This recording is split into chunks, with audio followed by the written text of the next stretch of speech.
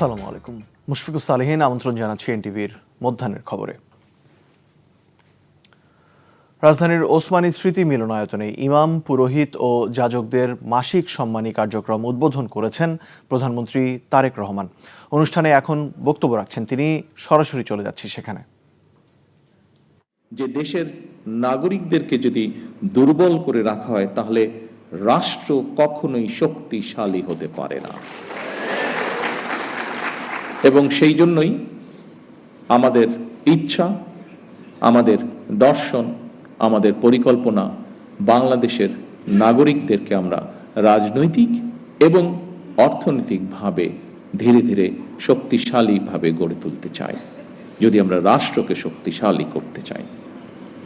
সম্মানিত উপস্থিতিবৃন্দ, ধর্ম বর্ণ নির্বিশেষে প্রতিটি শ্রেণী পেশার মানুষ তথা প্রতিটি নাগরিকের আর্থিক সামাজিক নিরাপত্তা নিশ্চিত করার জন্য সরকার রাষ্ট্রীয় সামর্থ্যের সবটুকু দিয়ে চেষ্টা চালিয়ে যাচ্ছে এবং ইনশাল্লাহ চালিয়ে যাবে। তবে নাগরিক হিসাবে আমাদের প্রত্যেকের রাষ্ট্র এবং সমাজের প্রতি কিছু দায়িত্ববোধ অবশ্যই রয়েছে, যা সম্পর্কে আপনারা কম বেশি সকলেই নিজেরাও ধারণা রয়েছে।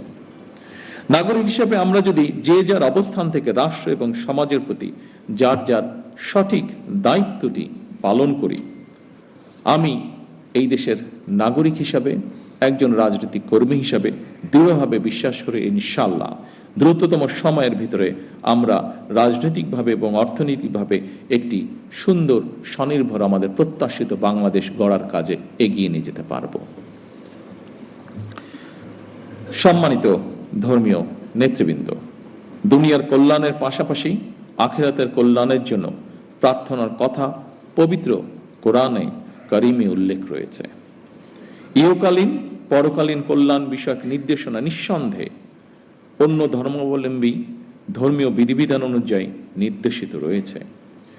সুতরাং ধর্মীয় বিধিবিধানের আলোকেই আপনারা আপনাদের শিক্ষা, দীক্ষা ও যোগ্যতা এবং অভিজ্ঞতাকে কিভাবে আরো বেশি করে দেশ এবং জনগণের কল্যাণের প্রয়োগ করতে পারেন সেই চিন্তা এবং চেষ্টাও অব্যাহত রাখা অত্যন্ত জরুরি এই দেশের জন্য। অর্থনৈতিকভাবে সমৃদ্ধ রাষ্ট্র মানুষের জীবনে হয়তো আর্থিক স্বাচ্ছন্দ্য নিশ্চিত করে, কিন্তু ধৈর্য, সততা, কৃতজ্ঞতা বোধ, শ্রদ্ধা, আনুগত্য, সংহতি, সহনশীলতা, উদারতা, বন্ধুত্ব, বিনয়, দায় কিংবা দয়া, এই সমস্ত বৈশিষ্ট্যগুলো অর্জন ছাড়া একজন ব্যক্তি মানবিক গুণাবলী সম্পন্ন হয়ে উঠতে পারেন না।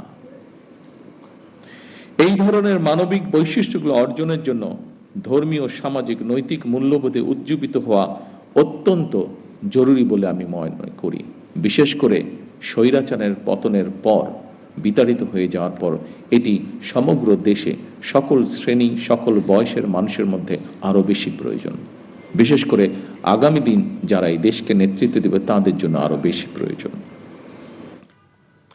শুনছিলেন ইমাম, পুরোহিত ও যাজকদের মাসিক সম্মানী কার্যক্রম উদ্বোধন অনুষ্ঠানে প্রধানমন্ত্রীর বক্তব্যের অংশবিশেষ।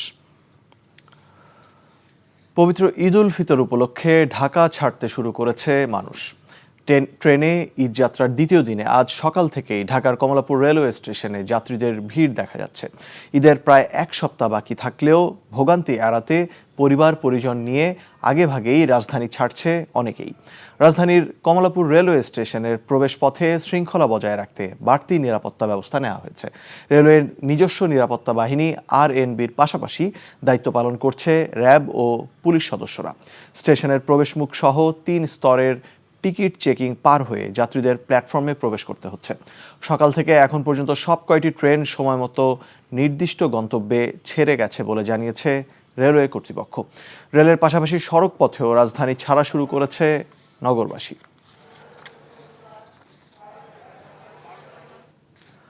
রাজধানীর গাবতলী বাস টার্মিনাল থেকে যুক্ত হচ্ছেন সহকর্মী আরাফাত ইসলাম। সরাসরি যাচ্ছি তার কাছে। আরাফাত, বাসে যাত্রীদের চাপ কেমন দেখছেন এবং এই সময় কোনো অভিযোগ করছেন কিনা তারা জানাবেন।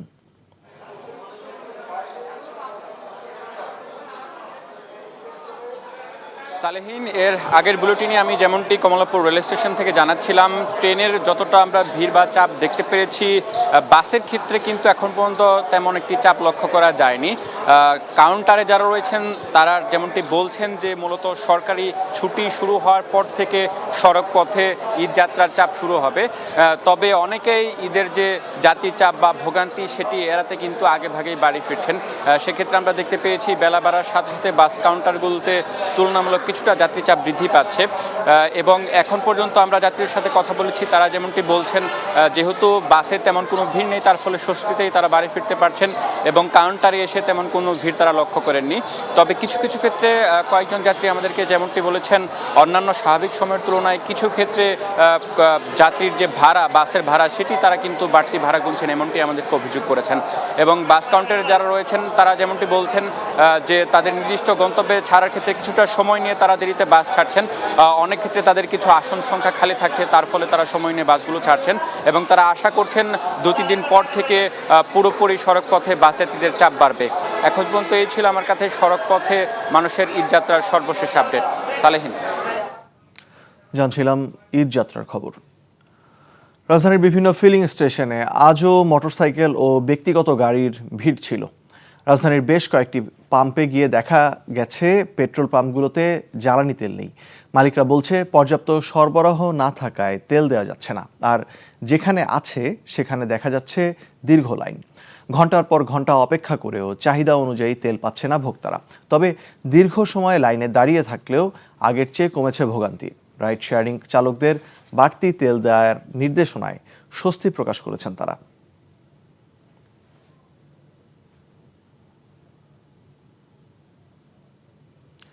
রাজধানীর পরিবাগে একটি ফিলিং স্টেশন থেকে যুক্ত হচ্ছেন সহকর্মী আবির আহমেদ। আবির, পেট্রোল পাম্পগুলোতে কি অবস্থা দেখছেন এবং জ্বালানি তেল নিতে আসা যেই যানবাহন চালকরা আছে তারা কি বলছে?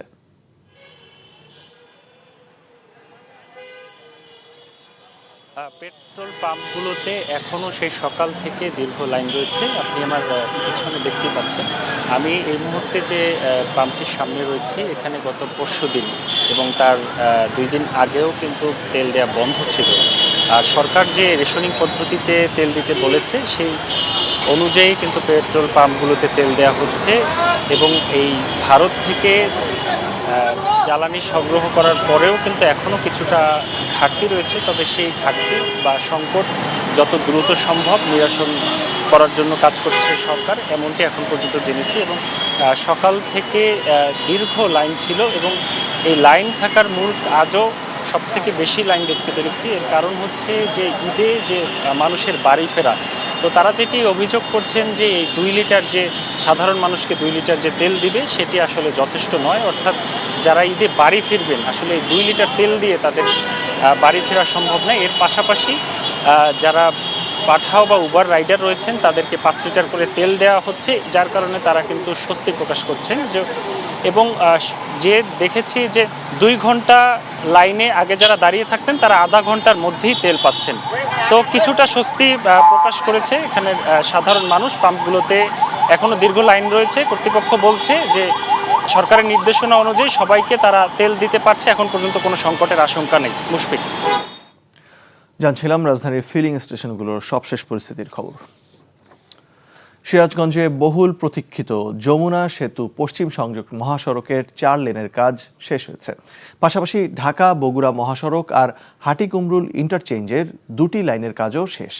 যানজট নিরসন আর যাত্রীদের নিরাপত্তায় প্রস্তুতি নিচ্ছে হাইওয়ে ও জেলা পুলিশ। তাই এবার উত্তরাঞ্চলের ঈদ যাত্রা স্বস্তির হবে বলে জানিয়েছেন সংশ্লিষ্টরা। সিরাজগঞ্জ থেকে শরীফুল ইসলাম ইন্নার পাঠানো রিপোর্ট। উত্তরবঙ্গের প্রবেশদ্বার যমুনা সেতু পশ্চিম সংযোগ সড়ক। জেলায় মোট 105 কিলোমিটার মহাসড়ক রয়েছে। এই মহাসড়ক দিয়ে প্রতিদিন দেশের উত্তর ও দক্ষিণাঞ্চলের 22 জেলার প্রায় 18,000 যানবাহন চলাচল করে। তবে ঈদ উপলক্ষে এই মহাসড়কে যানবাহনের চাপ বাড়ে প্রায় 3 গুণ, যে কারণে যানজট লেগেই থাকত। দীর্ঘ প্রতীক্ষার পর এই মহাসড়ক এখন 4 লেনে উন্নীত হয়েছে। পাশাপাশি ঢাকা বগুড়া মহাসড়কও প্রশস্ত হয়েছে।